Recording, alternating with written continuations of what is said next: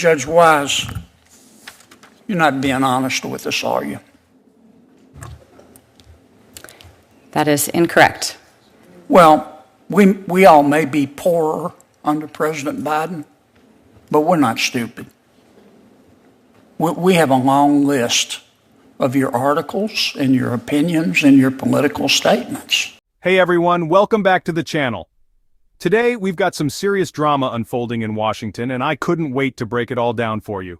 Senator John Kennedy grilled a judicial nominee over some pretty controversial writings from her past, and the tension was thick. We're diving into the heated exchange where gender, science, and politics clashed head-on. You don't want to miss this. Let's get into it. So, picture this. Senator Kennedy, known for his no-nonsense, straight-talking style, starts questioning this judicial nominee about her past articles.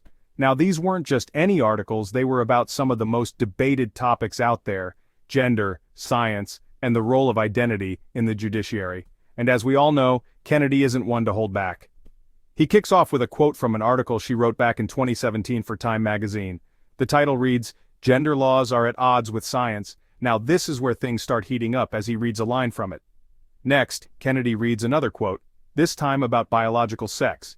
He says she wrote, "Sex has countless natural permutations." The nominee doesn't deny it. Instead, she says it's consistent with medical science, and she points to the Dober standard, the one used for admitting expert testimony in trials. But Kennedy wasn't about to let it go at that. He kept pressing, asking whether she stood by those words, leaving the audience and likely the nominee on edge. It's clear that the debate here isn't just about her words, but about larger questions of science, gender identity, and how they influence law.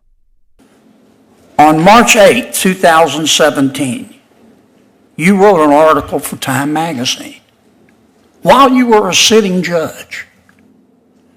It's entitled, "Judge, Gender Laws Are at Odds with Science." I'm going to quote your words. "When legislators blur the lines of church and state and enact laws that permit or prohibit conduct based on biological gender as only male or female, they place an impossible burden on the judiciary." End quote. Did I read that accurately? I do not know because I don't have the article in front of me. Well, I do. You also said in that article, quote, your words, not mine, "Sex has countless natural permutations," end quote. Did I read that correctly? I believe that is consistent with medical science and under the Daubert standard, the science that comes in as expert testimony in trials. On October 13, 2020, while you were serving as a state judge, you wrote an article for The Atlantic entitled, quote, your words, not mine, "America's judiciary doesn't look like America."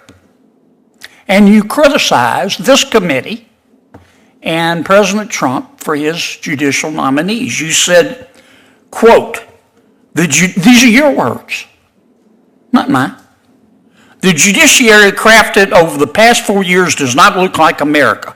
Not one of these judges is black, and more than 90% were raised or currently identify as Christians."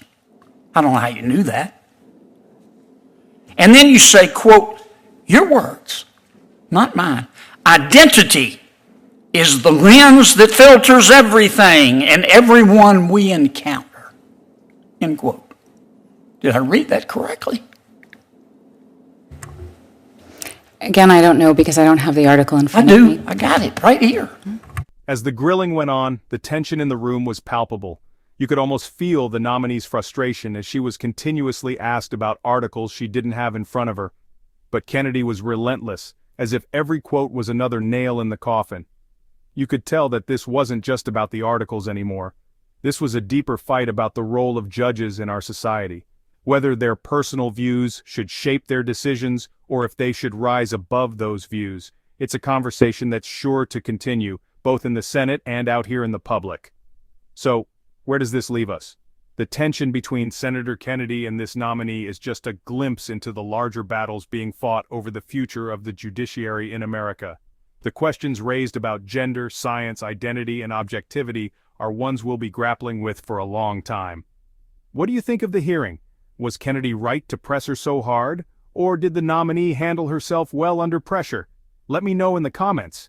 And don't forget, if you liked this breakdown, hit that subscribe button, give the video a thumbs up, and I'll see you next time.